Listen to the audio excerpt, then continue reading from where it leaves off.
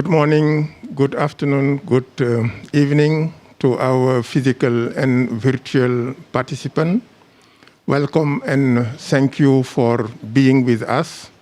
My name is Masamba Choi. I'm the executive of the Global UNFCCC Innovation Hub, and I will be moderating this session. So the digital transition is expected to contribute in accelerating the green transition. This is needed, this is feasible, and this is also something that is desirable. Indeed, digital technology are key leverage that can enable transformative type of climate action. This includes, for example, the development of low-carbon products and services that can replace carbon-intensive value chain. This also includes enhancing the circularity of our economy, reducing waste, and increasing the efficiency of consumption. This also includes increasing the adaptive capacity of our economies. So examples include mobility as a services, or the use of telecommuting, or teleeducation, or online shopping to replace trip to work, trip to school, or trip to market. This also includes the development of new low-carbon food and beverage product through new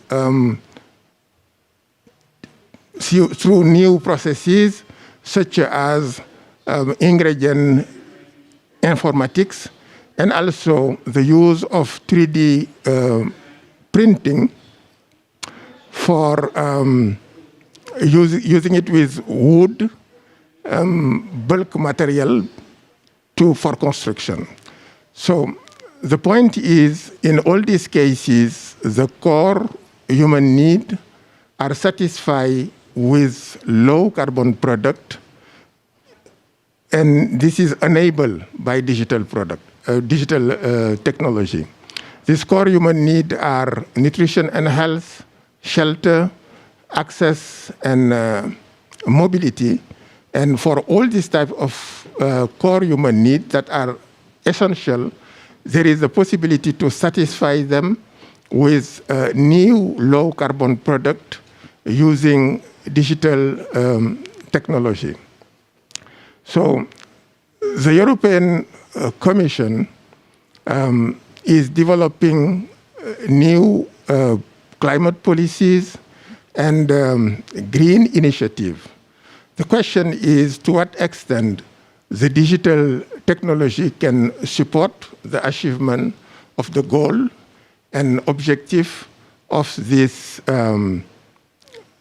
climate policies and this green transition initiative.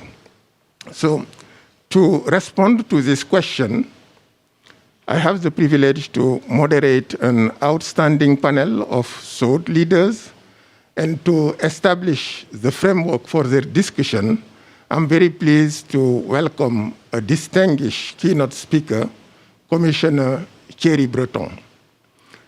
Commissioner Breton is the EU Commissioner for the Internal Market in charge of industry, digital, space, defense, audiovisual, and tourism.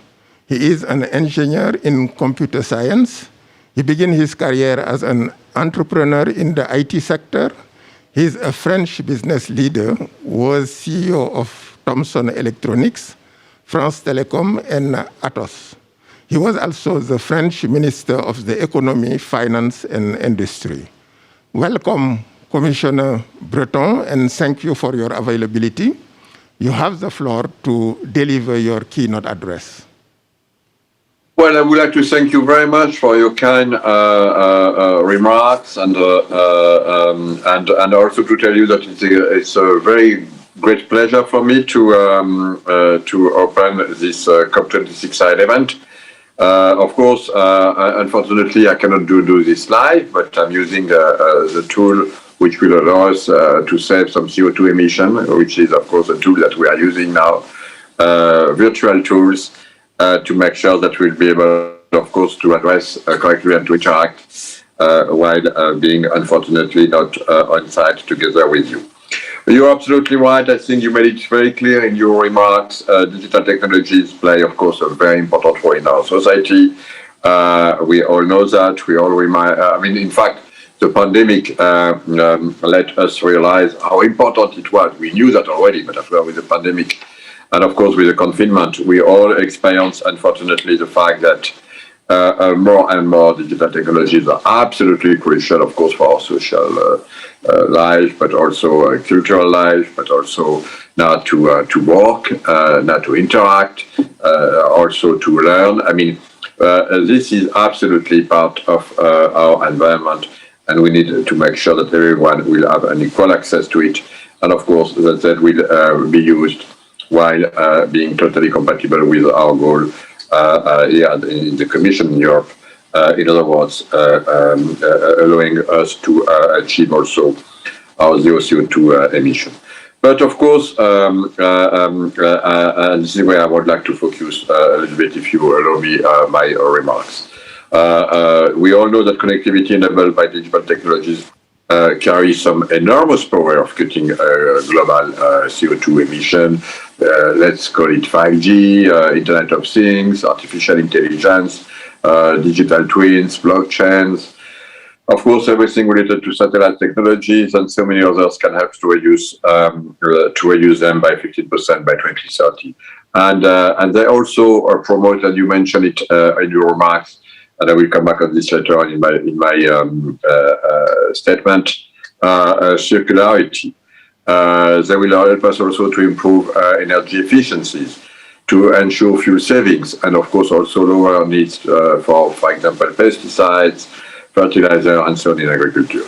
So, ladies and gentlemen, my main message to you today is that digital technologies are and must remain a positive force for climate action. And in many cases, digital technologies also allow us to cut costs and save time. A few examples. Of course, the first one is, as I mentioned, is the fact that probably every one of us now, since the beginning of the pandemic, have used probably many times this kind of tool to interact or to have meetings. Virtual meetings now are definitely part of our life. And definitely in the use of virtual meetings, it will be before and after the COVID-19 crisis. But of course, it's good for the to save energy, to save CO2 emission, and to help us to achieve our goal. Just in Germany, for instance, if I take the example of Germany, projections show that 40% of the workforce teleworking 2 days a week now can save 5.4 million tons of CO2, and this represents 18% of the emission from commuting and 4% of the total passenger transportation emission. So, this is an example that, of course, this tool will be useful. If I take another example, for example, in terms of energy efficiencies, we need definitely an efficient energy systems if we want to be able to increase the share of renewable energy while avoiding, of course, price shock like we see today.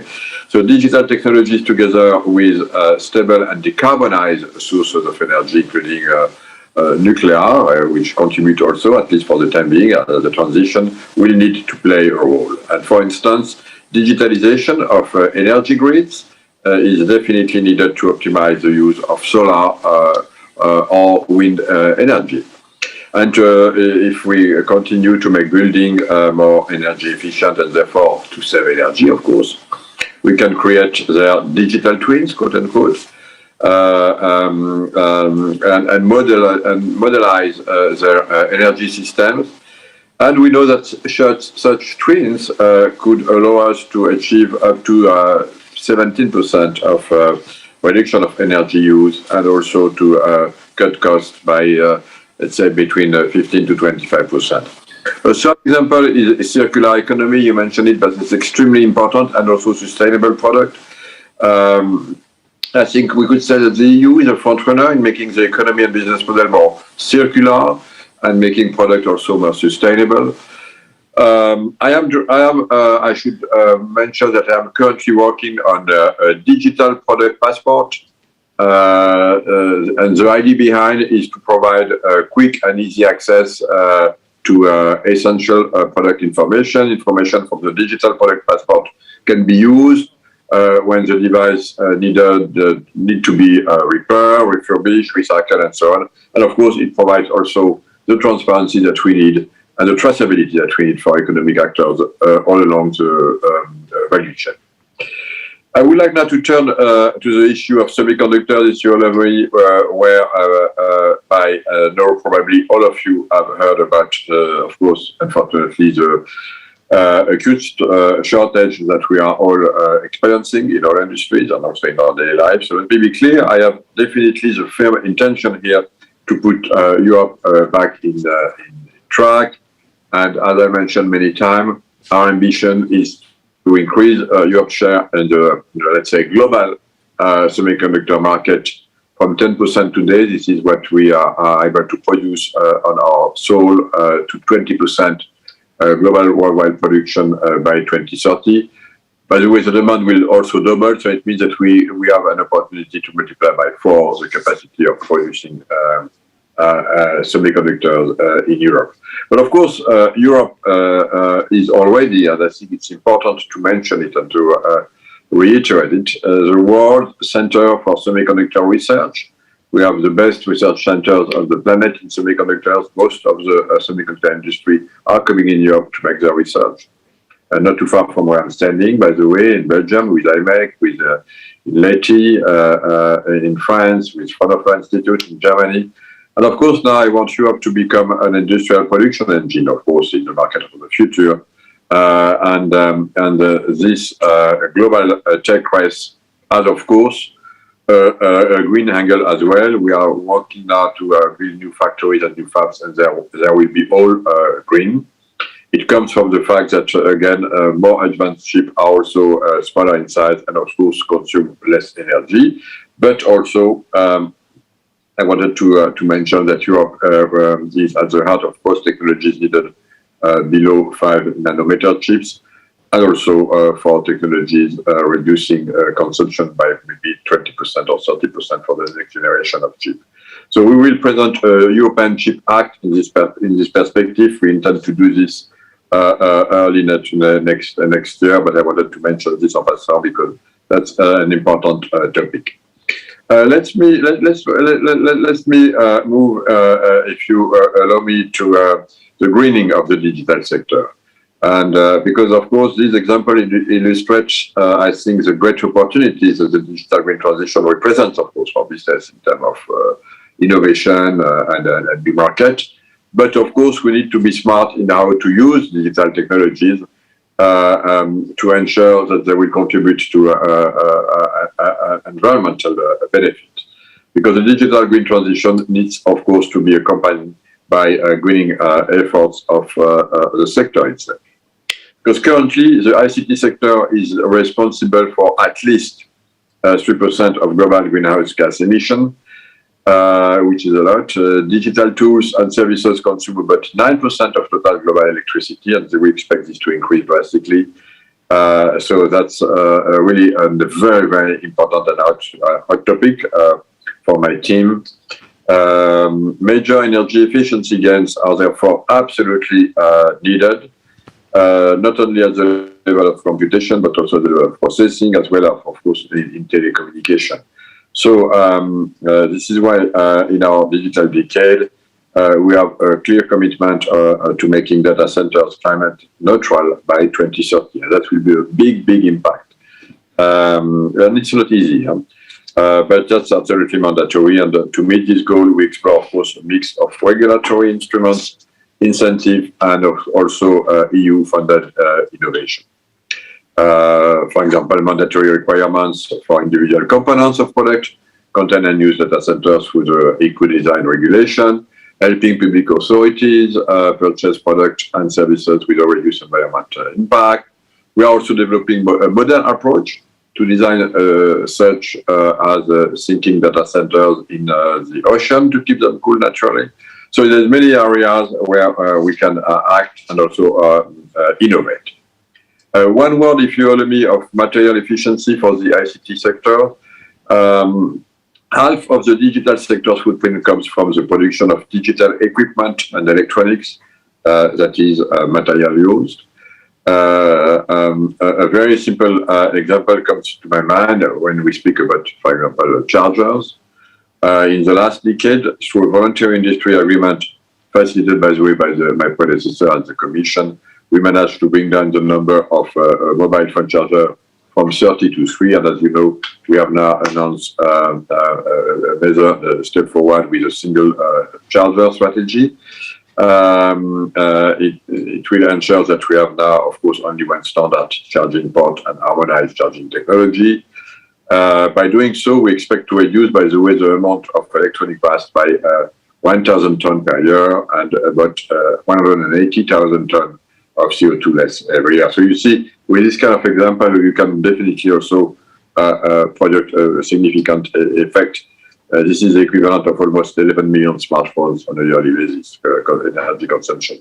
So that's the kind of thing that we will do, and this is, of course, what we want to do, in, for example, also to improve the durability and circularity of electronic devices in general. Increasing the lifetime of all smartphones, for example, in Europe, just of 1 year can have an impact of removing 1 million cars out of the road. So you see, we have a lot of opportunities with small action and big impact. So, ladies and gentlemen, with all these examples, you can clearly see that the green digital nexus is at work. I would like to focus now and to finalize my comment on my last comment on the financial means at our disposal for a green and digital transition and recovery. Of course, there is the Recovery Resilience Fund with Next Generation EU with 750 million euro. Member states actually plan to spend more on digital that was legally requested. I'll just remind you that it was 20%. We are now between 25 to 30%, and I think closer to 30% than 25%, which is very encouraging. So in other words, member states are using a significant part of the money that we received from the Generation EU to help to accelerate the digitalization of the economy and doing this, the greening also of the economy. That's just the kind of thing I wanted to mention. There is, of course, Horizon Europe also, and the Digital Europe programs where we can again find additional financing capacity, opening many opportunities. So to conclude my remarks, just one last comment about the European Green Digital Coalition that I launched in March. Being able to quantify the positive impact of digital technologies is a major step forward for exploiting their deployment potential and also achieving net social, economic, and environmental benefits. Therefore, I will definitely very much look forward to the active engagement of all signatories and those expected to join soon. With this, I would like definitely again to thank you very much to invite me to speak today. And of course, tell you that we are definitely committed to use on an appropriate way our digital technology and strengths to accelerate the greening of our economy. So thank you very much. So digital technology are and must remain a positive enabler of climate action. They are part of our life. So we need to green the digital sector so that it play entirely its role, fully its role. We need to increase the efficiency gain, in particular working on decreasing the energy consumption of data center. We need to increase the lifetime of the digital technology product and measure their impact. So, Commissioner Breton, your message is well heard. I understand that you will not be able to stay for the panel discussion. So thank you again for your availability and for your inspiring keynote speech. Thank you. So let me now turn to our distinguished panelists. I'm very pleased to welcome Mrs. Elina Bardram, Mrs. Tanya Forfek, and Mrs. Cecilia Bonfeld-Dahl that will be joining virtually. Thank you for your time. So my first question will be for Mrs. Elina Bardram. Mrs. Elina Bardram is Acting Director in DG Clima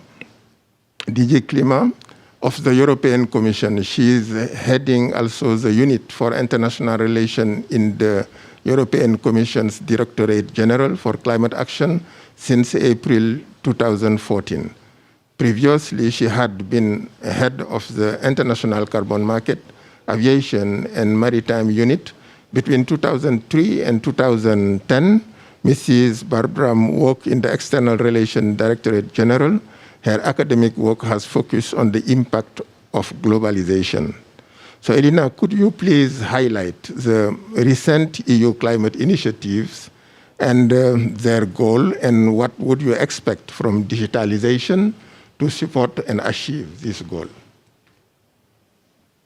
Thanks very much for that question, and it's of course quite a tough act to come in after our commissioner in charge of the digital agenda has spoken. But maybe I'll start from the Green Deal, which is of course the blueprint for EU growth, for EU's transition to net zero economy, and one of the central priorities of this commission. Already in that Green Deal, the EU recognizes the important contribution that digital economy can make to cutting greenhouse gas emissions. There are several different ways that are already alluded to in the Green Deal communication itself. Now, since the Green Deal was put forward already in 2019, of course, the world has seen quite a bit of a transformation in terms of accelerated digitalization of our working life and platforms, etc.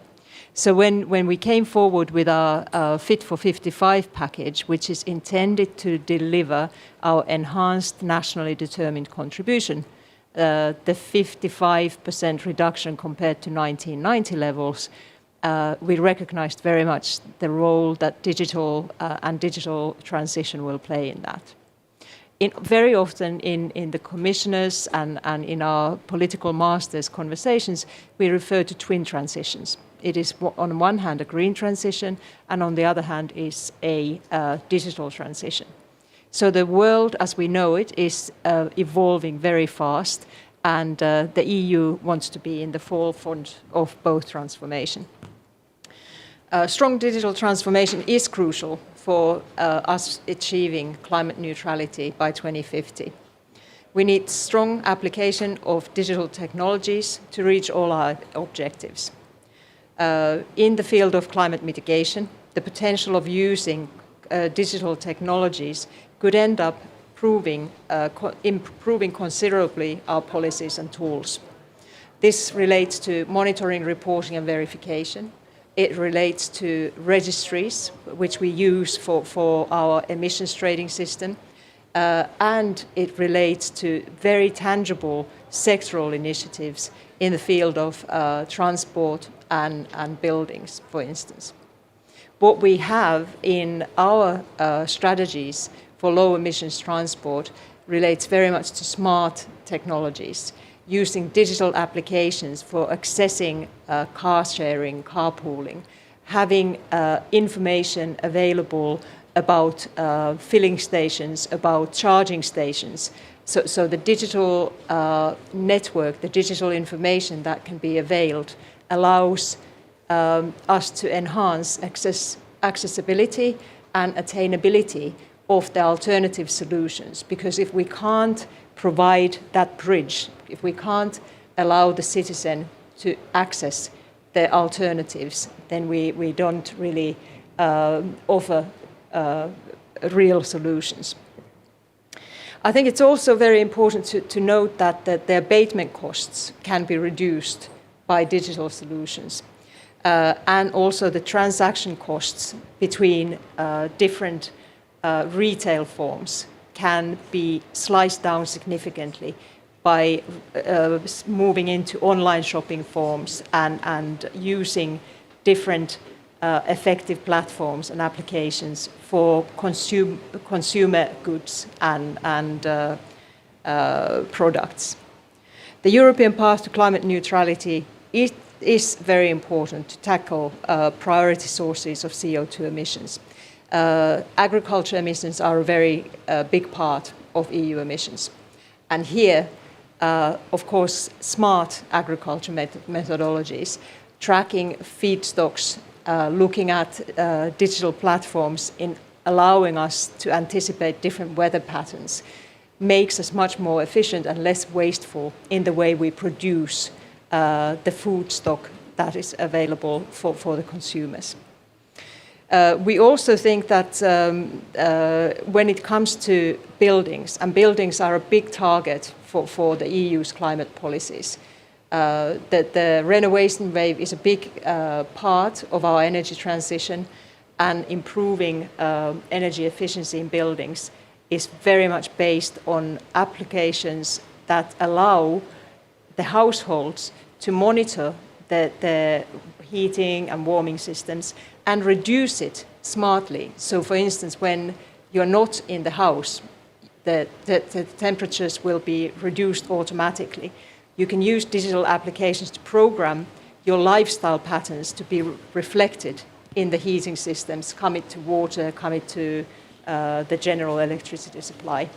And we have seen significant reductions in those households that have been pioneering some of these technologies. I think it's going to be very, very interesting to see how the twin transition moves along. We see exciting opportunities both for consumers, for industry, and different sectors such as agriculture and the building sector. I'll stop here for the first part. Thank you. No, thank you, Alina, for your very inspiring response.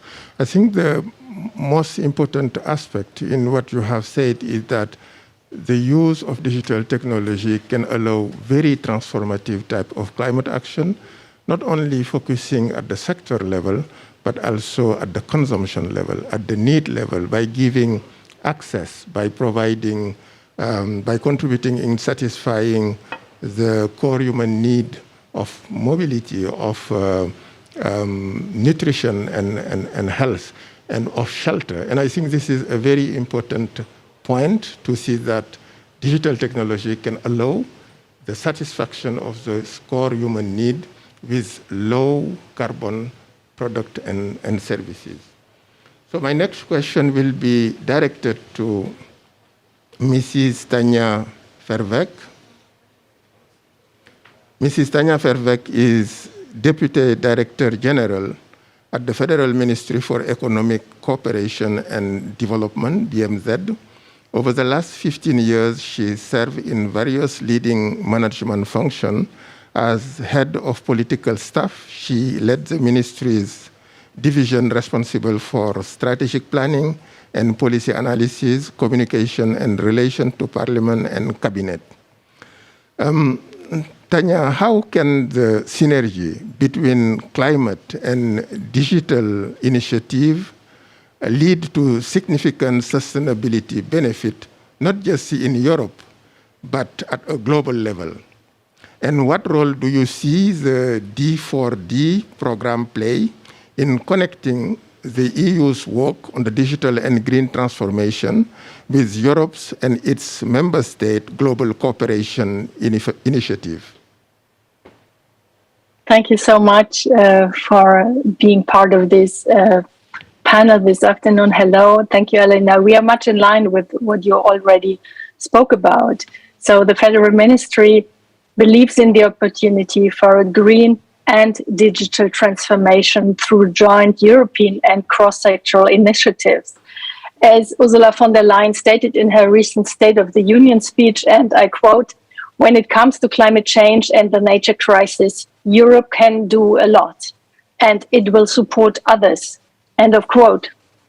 We believe that we can indeed contribute to the green and digital twin transition by leveraging Europe's unique capacity, uniting the efforts of member states to support our partner countries. So actually, we know that the environmental footprint of the digital sector is already significant, and it is estimated to be over 2% of greenhouse gases, and is expected to be rise further if not properly addressed by all of us. At the same time, it is estimated that the potential of ICT is to reduce 10 times more greenhouse gases than its own footprint. However, this potential still needs to be realized, and this is why we are talking about this today. So at the Federal Ministry, we have now, in a first step this summer, committed 50 million euros to mainstreaming the Green Deal in our digital transformation flagship projects and to further strengthen the use of digital technologies to achieve the climate goals of our partners. This is just the first step. Based on a Team Europe approach, we aim to enhance coordination and bundle efforts among member states to see how we can efficiently join forces to enable a human-centered twin transition. The BMZ, the ministry, aims to do this through the Digital for Development Hub, the D4D Hub, which you already mentioned. So the D4D Hub is an open and inclusive platform to foster digital collaboration between its European members and its global partners. The goal is to offer an entry point to partner countries for joint digital transformation through exchange of expertise and best practices. Through the concentrated expertise of its European members, the D4D Hub unleashes local, human-centric innovation for a sustainable digital transformation. So this will be further advanced through the launch of the new working group on the twin transition within this D4D Hub, recently announced by the European Commission's Director General for Development and Cooperation by Carla Montesi. As Carla perfectly described in last week's side event, the twin transition represents a new paradigm for the work of the European Union. And accordingly, it is important that we consolidate knowledge and our experience within Team Europe and together with our private sector partners. Therefore, we believe that it is vital to connect the D4D Hub working group with the European Green Digital Coalition and its private sector members. So in order to measure the impact of our common initiatives, clear standards and measurement tools on both the greening of the ICT and their enabling capacity for climate action needs to be in place.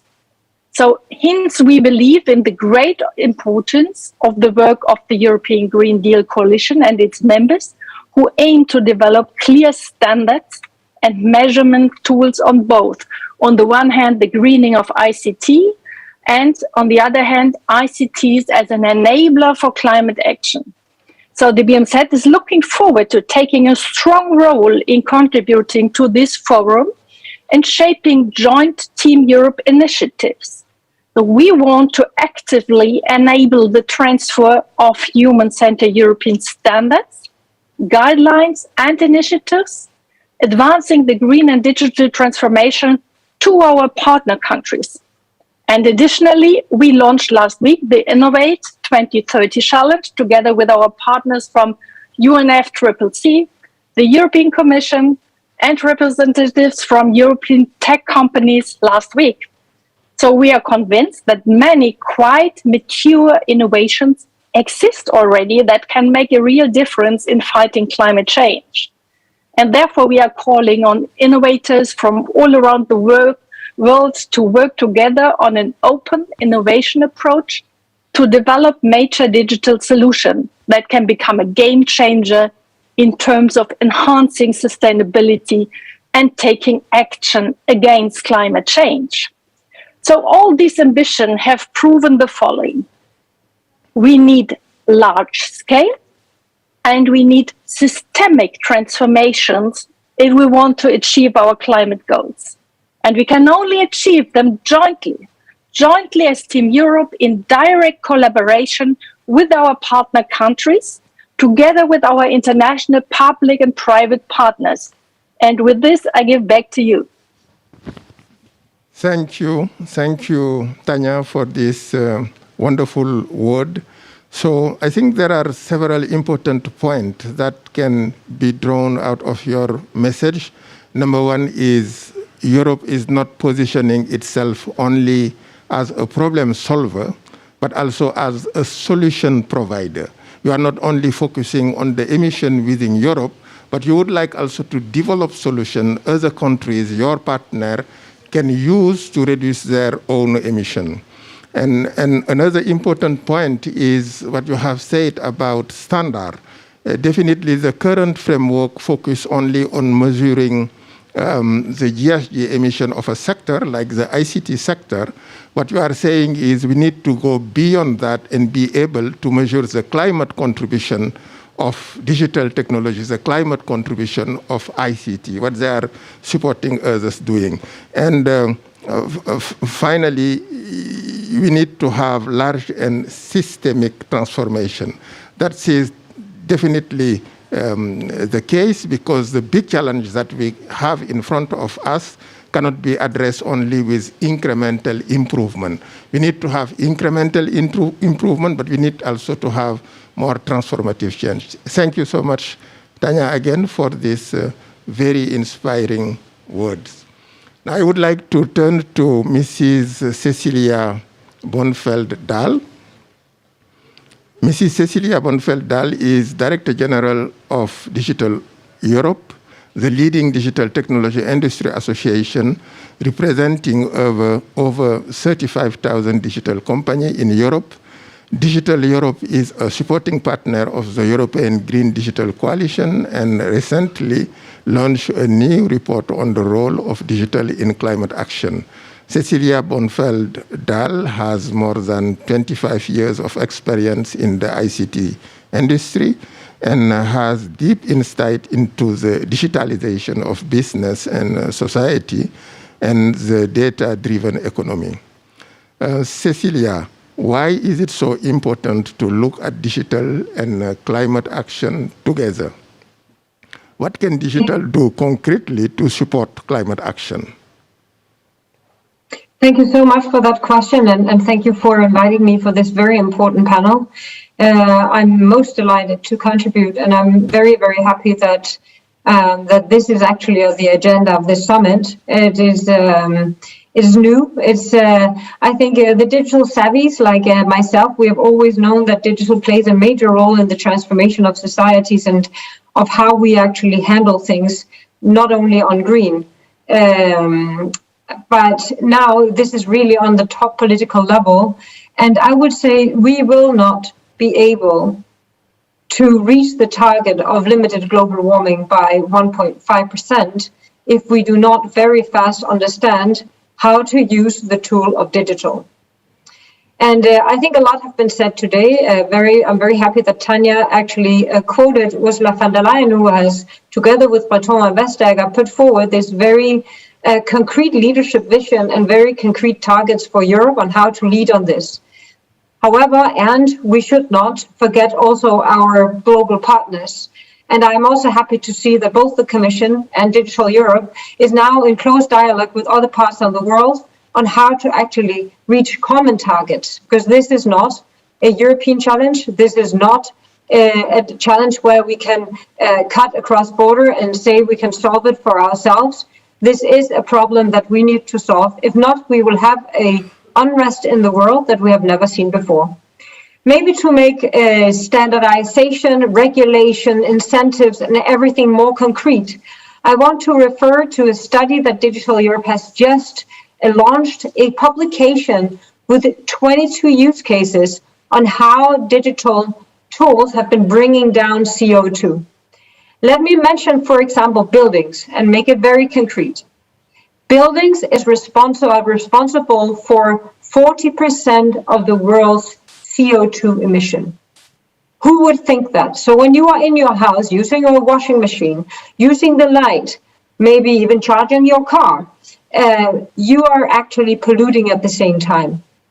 Business buildings, supermarkets, sports facilities, we are all contributing actually to a more polluted world. So how will we go about actually diminishing that? The EU has set a target of bringing down the CO2 emission with 60%.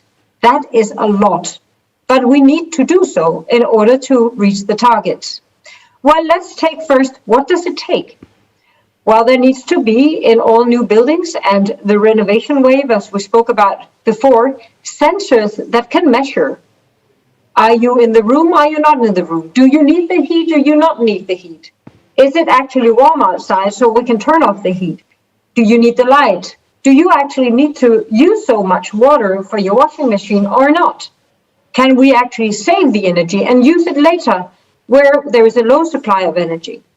This is all sensors, IoT, Internet of Things, artificial intelligence, but behind that is also standards. So how do you compare with your neighbor? You need standards for data.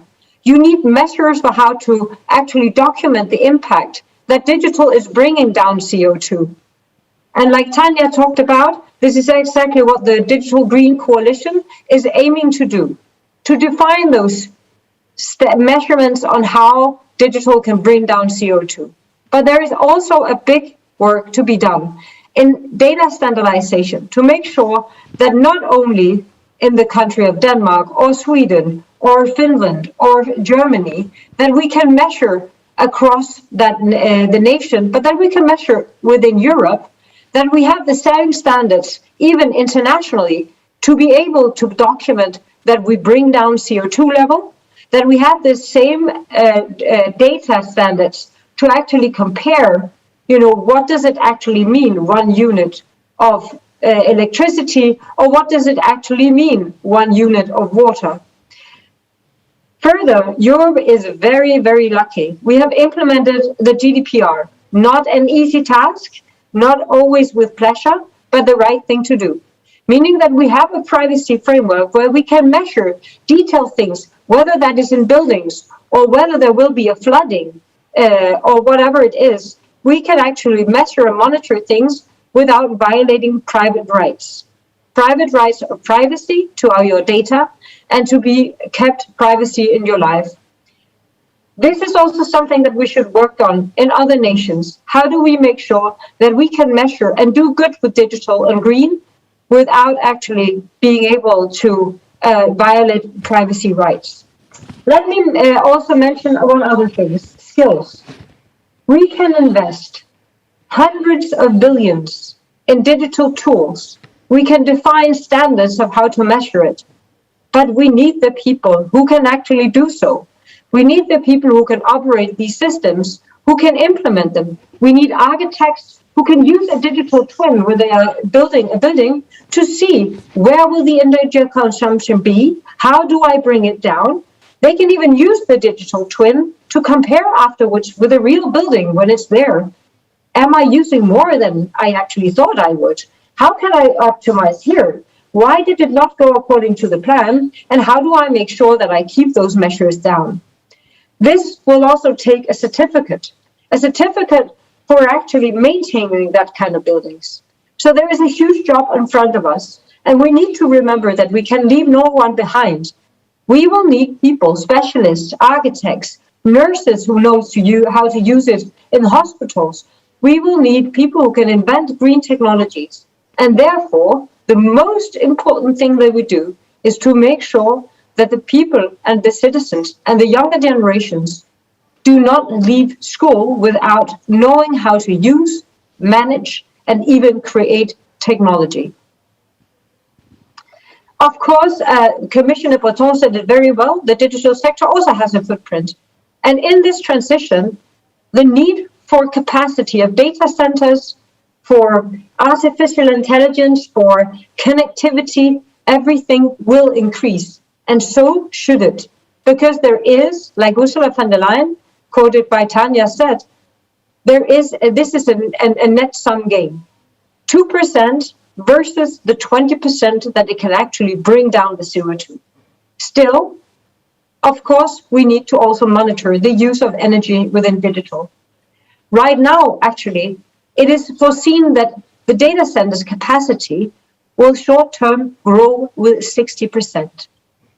However, the energy consumption will stay the same. So the digital sector is, by nature, very, very good, because we know how to handle data, how to handle connectivity, how to handle AI, and therefore we are able to optimize energy consumption. And as a sector, we are committed to do so and also monitor our own footprint. Maybe one last point. When we look at all this, let's not also forget that each sector has their own way of doing things. I mentioned buildings, but this could be many, many other things. Transportation, governments, how they manage their services. And we need a plan per sector. We need a plan for transportation. We need a plan for manufacturing.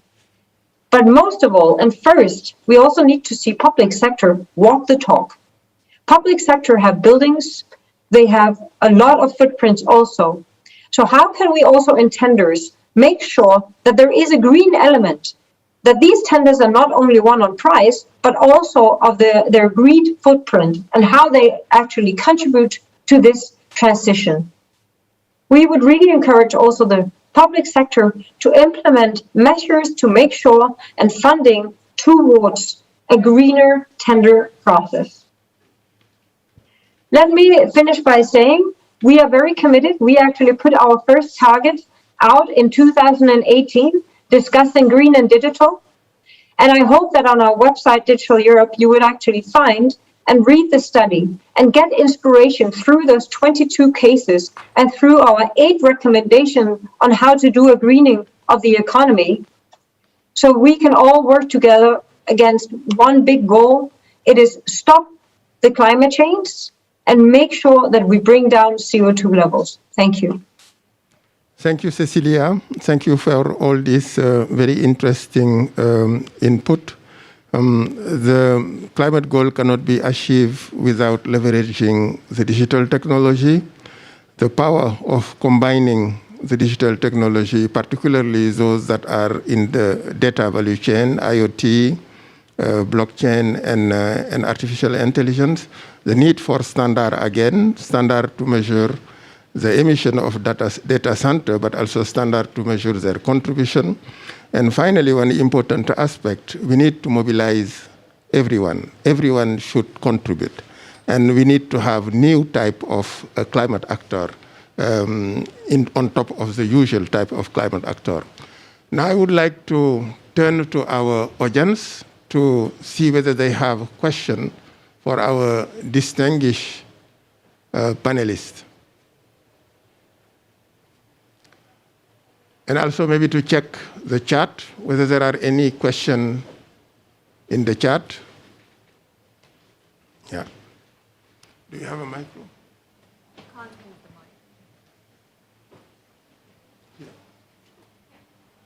the mic. Well, I hear you speak a lot about the potential of digital twins for improving governance of different sectors. I was wondering how do you also consider the the choices that go into the design of digital twins, and specifically, for example, what parts of the system are you translating, right? How do you match the real world with the digital world? And so, for example, what aspects of the system are important and which parts of the environmental systems are less important? Thank you for your question. So who would like to take that question? Anila? I'm happy to take it. Yeah. So no, Elena, please go ahead. Yeah, please go ahead, Cecilia. No, I mean, for the digital twin, the tool is there, right? And it's extremely complex tool, and it can do everything that we want to do. And you are totally correct. What you need to do with a digital twin is to find out where is the biggest optimization potential, right? And how can we actually optimize that? And of course, there will be different, that you can have it both on materials, so the materials that you are using, you can have it on the energy consumption that you are using. You can look at, for example, if there are, doors opening, windows, this is actually is done. So there are multiple factors that you can enter to a digital twin. I think the biggest benefit of the digital twin is also coming from the maintenance and the running of the building afterwards, because you can actually see if that design that you have actually put in, if this is actually being sustained. So when people are moving in and cars are being charged, in the parking spaces, and people are turning on their laptops or opening the windows, this will all be monitored, and it will actually be compared to the result that to the design that you thought it would be. And you will have, red lights saying, oh, excuse me, but, something is going ballistic. We're using much more power on electricity for the printers or whatever it is. And you can, on that detailed level, really control the energy usage. And next, you can actually, by artificial intelligence and other things, control that if there is an unnecessary usage of energy, you can make sure that it's turned off automatically. And so if in the night people leave, or even more, the car is charged, but it's still left in, you can make sure that it's actually concretely making sure that certain actions can be done. This means that the people, so there is two different, for example, now I take buildings as just an example. I can talk about many other things. There is the design phase, then there is the building, we're using the materials and everything there, but there's also the running of the building afterwards. So we have to look at it as a total life cycle. The same could be seen, be said for many other things, for data centers or for many other things, right? And this is why it's so important for the digital twin that we start having this as a mindset for sectors that today are actually not using this. They know, the material, they need to put isolation and stuff like that, but they are not thinking in the digital design of the building, which will actually be maybe there for 200 years and consume energy for 200 years. So fine with the installation, but this is only a very small part of the energy consumption that a building does. So I hope that I answered your question. So, thanks. Anila, I wanted to just say one thing on kind of the monitoring aspect as well, which relates very closely to the digital twin. In the climate community, which I am a proud presenter of, we often say that what you don't measure, you don't manage. And we hold governments accountable for their greenhouse gas emissions through the monitoring, reporting and verification. Why don't we hold ourselves accountable as consumers, and also, this whole system, if you know the impact of your behavior, and if you have the data available, you're able to change the patterns. And that can be done very elegantly, supported by the digital tools. And then if you have both the measurement and the management, so the ability to control your consumption of energy, be it in the context of transport, be it in the context of different industrial sectors, be it in the context of your everyday life in household, you've been empowered to become a much smarter consumer and compatible with the climate goals in as such. now thank you for all this very interesting remark, using the digital tool to empower individual citizens so that they can measure their consumption and change their behavior. And they have the tool for that. I think the excellent point. So maybe here.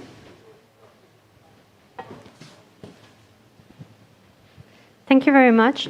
Mrs. Cecilia Bonfeldal, she talked about education. Younger generations do not leave school before knowing how to produce, to program, and to be part of this revolution.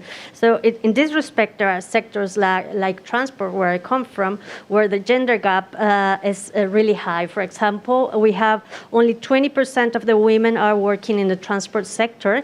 And if we see in detail the statistics, we see that most of the women working in the transport sector are working in human resources or cleaning services. STEAM professions lack of women. So in this respect, we risk on increasing the gap without the correct measures in order to move forward for this just transition in this case.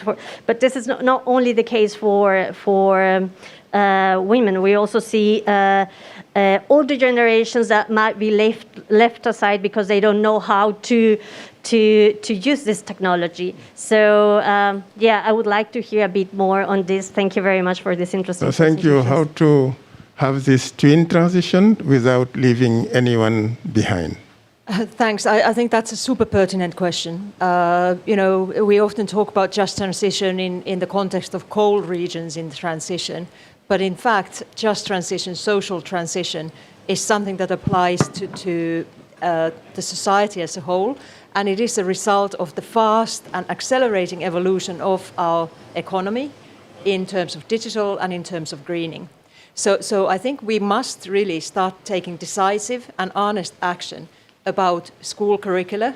What do we equip our children with, but also in terms of reskilling. How do we ensure that those people today employed in a fossil fuel intensive sectors have the ability to transition to something that's more compatible with our vision of the future? And that requires governments to assume responsibility. Much of the educational policies are still member states' competence, member state responsibility, but I think we can raise awareness also at the EU level and through different platforms that engage labor unions, that engage citizen and NGOs and interest groups. We need to demand that change.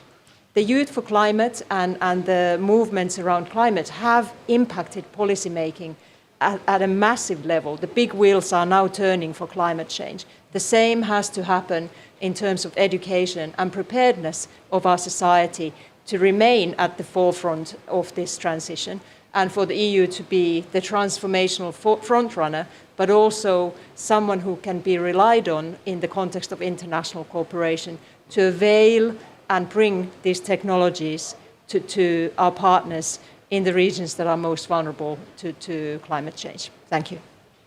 Thank you so much. Last question, maybe here. Thank you to the panel for a very engaging conversation. Gladys Morales from the United Nations International Fund for Agricultural Development. So this question is for you, and I would like to ask you, indigenous groups and small-scale farmers are the ones that have contributed the least to climate change, but are still the most affected by climate change. How does the European Union envision boosting smart agriculture and digitalization in developing countries? The EU has harnessed all of its external policy instruments to serve the climate goals as well. So 35% of all our external heading budget goes towards climate change, and we have recognized already that the need to combine or exploit the synergies between the digital and the climate agenda in our development cooperation. So instead of us just offering alternative crops, we need to avail access to digital platforms that allow the farmers, smallhold farmers, and in the most vulnerable and even remote locations to anticipate, to access weather forecasting, to look at the different warning systems, etc., so that their planning and design becomes compatible with the changing weather patterns. These are, of course, something that needs to be availed at a very short notice. and we will be rolling that out as part of our development cooperation as appropriate. One thing I would say, however, is that as the Union,